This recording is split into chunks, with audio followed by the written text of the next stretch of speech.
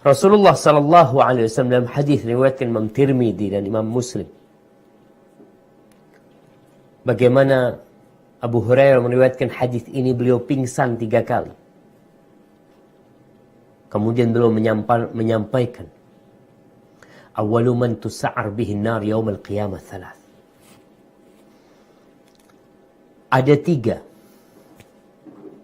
orang yang akan menjadi koreknya api neraka. Api neraka dihidupkan dengan orang-orang ini. Tatkala Rasulullah sallallahu alaihi wasallam menyampaikan hal ini, beliau ingin mengingatkan kita umatnya. Para sahabat diingatkan.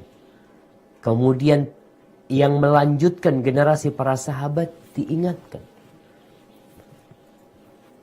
Yang pertama siapa? Alimun au qari'ul Qur'an.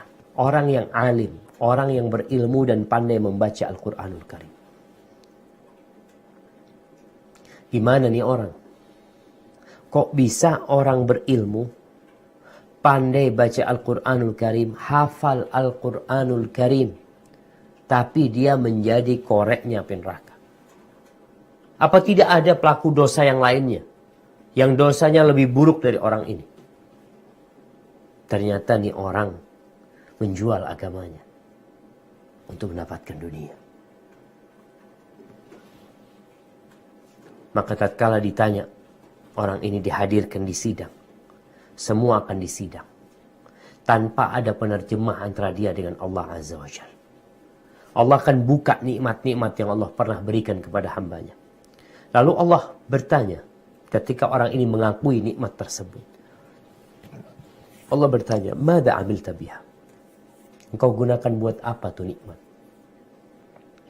Orang ini menjawab, "Ta'allamtu fik, wa 'allamtu an-nas, wa qara'tu fika al-Qur'an." Ya Allah, dengan nikmat yang kau berikan, aku belajar, datang ke pengajian, ngaji. Setelah itu aku alhamdulillah dapat ilmu, aku ajarkan kepada manusia, aku sampaikan kepada orang lain untuk mendapatkan keridhaanmu. Dan aku membaca Al-Quranul Karim untuk mengharapkan keridhaanmu ya Allah. Amalnya soleh. Buat kita nih orang baik. Buat kita.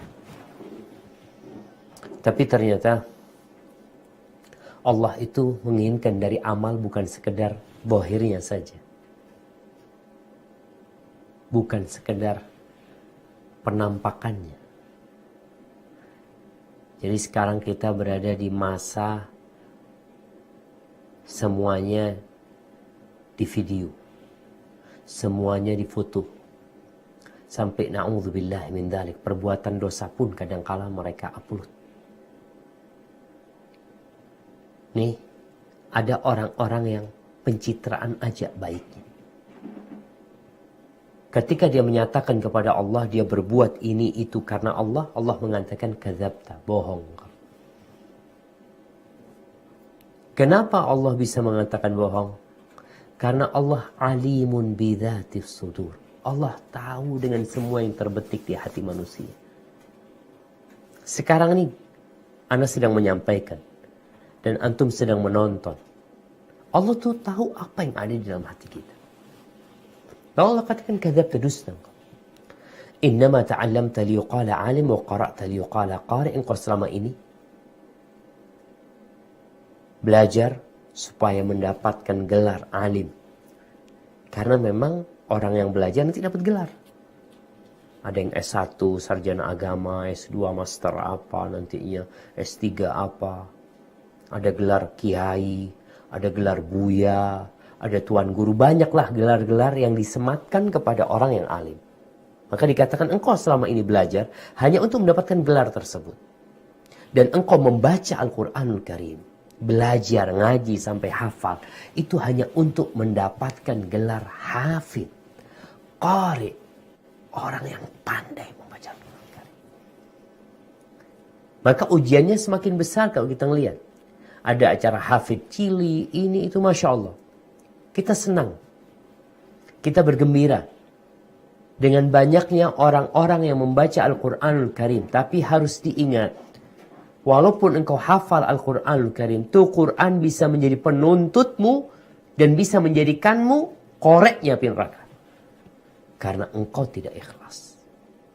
Engkau belajar hanya untuk mendapatkan gelar alim, engkau membaca Al-Quran supaya dapat gelar qorek, fulan al-qorek. Masya Allah. Waqad qil. Dan apa yang engkau inginkan sudah engkau dapatkan. Artinya engkau sudah disebut-sebut oleh manusia. Engkau orang yang alim, engkau orang yang pandai membaca Al-Quran Al-Karim. Maka nggak ada lagi pahala pada hari itu. Karena memang dia nggak berharap pahala dari Allah Azza wa Jalla. Maka kemudian Allah perintahkan kepada malaikat-malaikat untuk menyeret dia di wajahnya, dan orang ini pun dilemparkan ke dalam api neraka. Yang kedua, orang yang berjihad di jalan Allah dan mati tewas di medan perang. Buat setiap muslim yang berjuang, kita tahu dengan fadilatul jihad fi sabilillah. Kita membaca hadis-hadis tentang keutamaan orang yang mati syahid. Tapi ternyata ada orang mati syahid menjadi koreknya api neraka. Ini orang didatangkan, disidang, mati syahid. Secara kasat mata dia mati di medan perang. Makanya kita itu nggak boleh nyebut fulan syahid, kecuali yang Allah sebutkan, yang Nabi SAW jelaskan, fulan syahid. Karena bisa jadi secara kasat mata dia syahid, tapi masuk neraka dia. Bahkan jadi koreknya api neraka. Ketika didatangkan di sidang, Allah menanyakan tentang nikmat-nikmat yang Allah berikan, dan orang ini mengakui. Lalu ketika ditanya, apa yang kau lakukan? Aku berjuang ya Allah, untuk menegakkan kalimatmu, mengharapkan keridhaanmu, sampai aku tewas di jalanmu. Apa kata Allah? Kadzabta.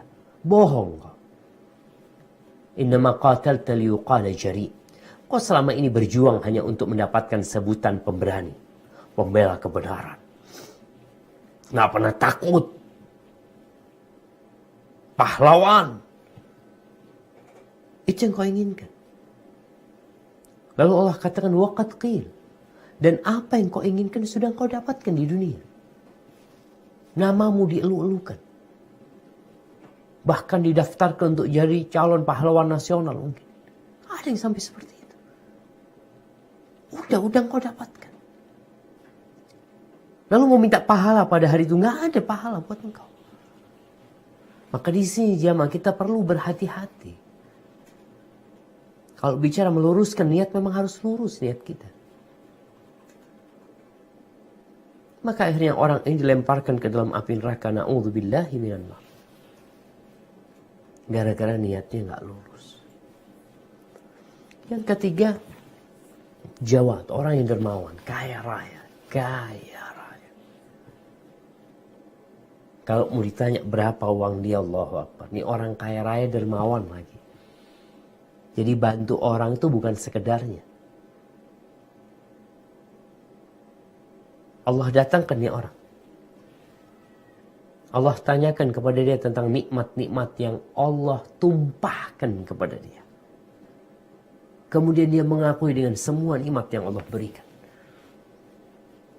Lalu Allah bertanya, "Madza amilta biha?" Kau gunakan untuk apa nikmat yang aku berikan kepadamu?